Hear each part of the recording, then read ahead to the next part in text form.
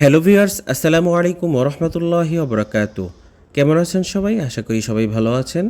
সবাইকে hour journey স্টোরিজে স্বাগতম আজকের ভিডিওটি দেখার জন্য এবং সবাইকে পবিত্র ঈদ উল আজহার শুভেচ্ছা জানাচ্ছি। ঈদ মোবারক।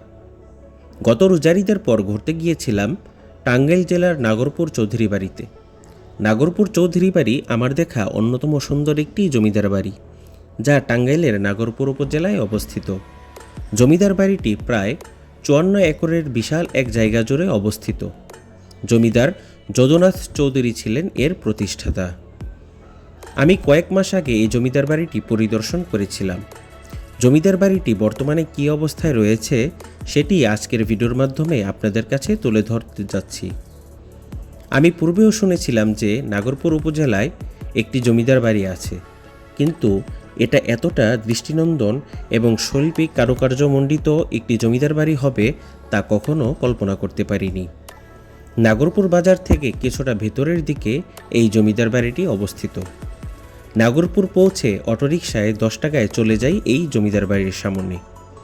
মূল গেট দেখে মনে হয়েছিল অটোচালক আমাকে মহিলা কলেজের সামনে নামিয়ে দিয়েছেন, কিন্তু যেই গেট দিয়ে ঢুকে সামনে তাকালাম, দেখে মাথা উঁচু করে দাঁড়িয়ে আছে বিশাল এক রাজপ্রাসাদ।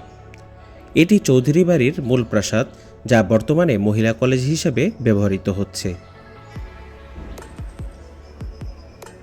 আমি কিছুটা বিস্মিত হয়েছি যে এত পুরাতন একটি স্থাপনা কলেজ হিসেবে ব্যবহৃত হচ্ছে। সাধারণত এইসব জায়গা পরিত্যক্ত থাকে এবং প্রত্নতত্ত্ব বিভাগ এগুলোর দেখাশোনা করে থাকেন। আর এই ধরনের জমিদার বাড়ি শুধুমাত্র দর্শনার্থীদের জন্যই উন্মুক্ত থাকে। তবে নাগরপুর জমিদার বাড়ি কিছুটা ব্যতিক্রম। এই জমিদার বাড়িটি অনেক আগে নির্মিত হয়েছিল, সম্ভবত ব্রিটিশ পিরিয়ডের শেষ দিকে, কিন্তু নির্মাণকাল সম্পর্কে সুস্পষ্ট কোনো ধারণা এখনো পর্যন্ত জানতে পারিনি। তবে জমিদার বাড়ির কারুকার্য দেখে মুগ্ধ হয়েছিলাম।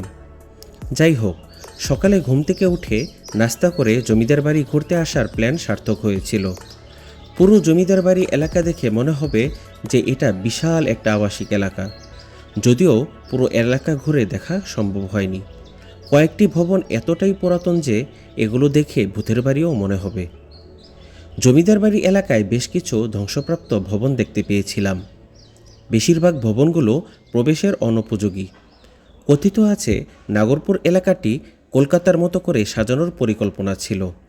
এরকম জমিদার বাড়ির রয়েছে বিস্ময়কর ইতিহাস, এবং এগুলো নিয়ে আসলে কৌতূহলেরও কোনো শেষ নেই।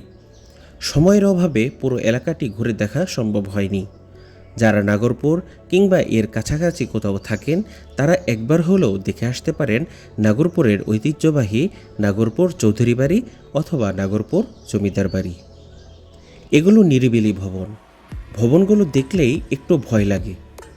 কোনো হরর মুভি কিংবা নাটকের লোকেশন হিসাবে এই ভবনগুলো যথার্থ হবে বলে আমি মনে করি। ভবনগুলো এতটাই পুরাতন যে এর চারপাশে অনেক ঝোপঝাড় জন্ম নিয়েছে।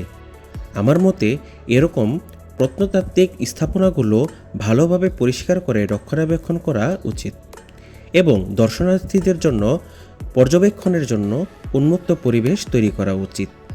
বিশেষ করে যে ভবনগুলো অতীব ধ্বংসপ্রাপ্ত, প্রয়োজনে সেগুলো সংস্কার করা উচিত।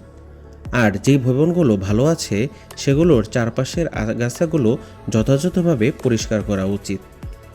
কিছু কিছু ভবন প্রবেশাধিকার সংরক্ষিত। এই ভবনগুলোতে প্রবেশ করার মতো অবস্থা নেই। দূর থেকে জানালাগুলো দেখে মনে হয় যেন অনেক আগেই ভবনগুলো পরাজয় বরণ করে নিয়েছে, অথচ এখানেই একসময় জমিদার এবং তার পরিবার বসবাস করত। তখন হয়তো ভবনগুলোর চাকচিক্য দেখে মানুষ অবাক হয়ে তাকিয়ে থাকত, কিন্তু এখন এই ভবনগুলো জৌলুস হারিয়ে শুধুমাত্র ইতিহাসের সাক্ষী হয়ে আছে আর নির্জীবতাকে সঙ্গী করে বিলীন হওয়ার অপেক্ষায় দাঁড়িয়ে আছে। নাগরপুর চৌধুরী বাড়ির পেছন দিকে পুনরায় যাওয়ার ইচ্ছা আছে, কারণ পেছনে আরও বেশ কয়েকটি ভবন আছে বলে শুনেছি। নাগরপুর বাংলাদেশের সবথেকে দর্শনীয় স্থান হতো যদি এই জায়গাটি কলকাতার আদলে প্রস্তুত করার পরিকল্পনা বাস্তবায়িত হতো, কিন্তু দেশ বিভাগের পর তা হয়তো সম্ভব হয়নি। ৫৪ একর জায়গা জুড়ে নির্মিত এই জমিদারি এলাকা ঘিরে অনেক ইতিহাস রয়েছে। এখানে রঙ্গমহল, চিড়িয়াখানা, ঘোড়ার দালান ইত্যাদি ভবনও ছিল। জমিদাররা বিনোদন কিংবা ব্যবসার অংশ হিসেবে এখানে অনেক কিছুর প্রচলন করেন। জমিদার বাড়ির পেছনের এলাকা ঘুরে দেখতে পারলে আপনাদের জন্য আরও চমকপ্রদ কিছু দৃশ্য ধারণ করতে পারতাম। যদি পরবর্তীতে এই জমিদার বাড়ি পরিদর্শন করার সুযোগ হয় তাহলে পুরো জমিদার বাড়ি ঘুরে দেখার চেষ্টা করব এবং আপনাদের জন্য আরও নতুন একটি ভিডিও তৈরি করার চেষ্টা করব।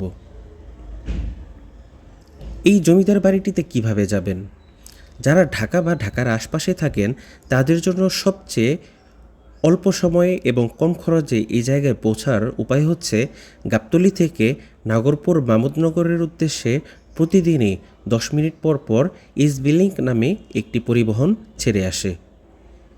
সেই গাড়িতে গাবতলী থেকে মামুদনগর পর্যন্ত ভাড়া মাত্র 110 টাকা।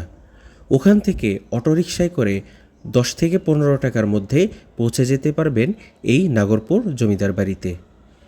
আর যারা টাঙ্গাইল হয়ে ঘুরে আসতে চান তাদের জন্য সময়ও কিছুটা বেশি লাগবে এবং ভাড়াটাও অনেকটা বেশি পড়ে যাবে, প্রায় দ্বিগুণ 3 গুণ ভাড়া বেশি পড়ে যাবে। আমার জন্য সবচেয়ে পারফেক্ট আমি মনে করেছি এই রাস্তাটি, তথা গাবতলী থেকে এসবি লিংক নামক যেই গাড়িটি চলাচল করে থাকে নাগরপুর মামুদনগরের উদ্দেশ্যে। এই গাড়িটিতে ভ্রমণ করলে আশা করা যায় কম সময়ের মধ্যে এবং অল্প ভাড়ার মধ্যে আপনি পৌঁছে যেতে পারবেন নাগরপুরের এই জমিদার বাড়িতে। এবং এই রাস্তায় আসতে আরও 2-1টি জমিদার বাড়ি আপনি দেখতে পারেন। সেটি হচ্ছে সাটুরিয়া অবস্থিত বালিয়াটি জমিদার বাড়ি এবং করটিয়ায় অবস্থিত করটিয়া জমিদার বাড়ি, তথা এই রুটেই আপনি 3টি জমিদার বাড়ি পেয়ে যাবেন। সুতরাং যাতায়াতের ক্ষেত্রে এই রুটটাই আমার কাছে সবচেয়ে বেশি সহজ এবং পারফেক্ট মনে হয়েছে। আপনারা চাইলে এই রুটটি ব্যবহার করতে পারেন যারা ঢাকা বা ঢাকার আশপাশ থেকে এই জায়গাগুলোতে আসতে চান।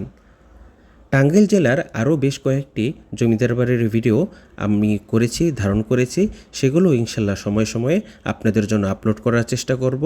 তবে আপনাদের কাছে আমার রিকোয়েস্ট থাকবে যে আপনারা আমাদের ভিডিওগুলো দেখতে থাকুন, লাইক দিন, শেয়ার দিন এবং আপনারা আপনাদের মূল্যবান মতামত আমাদেরকে আমাদের কমেন্ট বক্সে জানানোর চেষ্টা করবেন।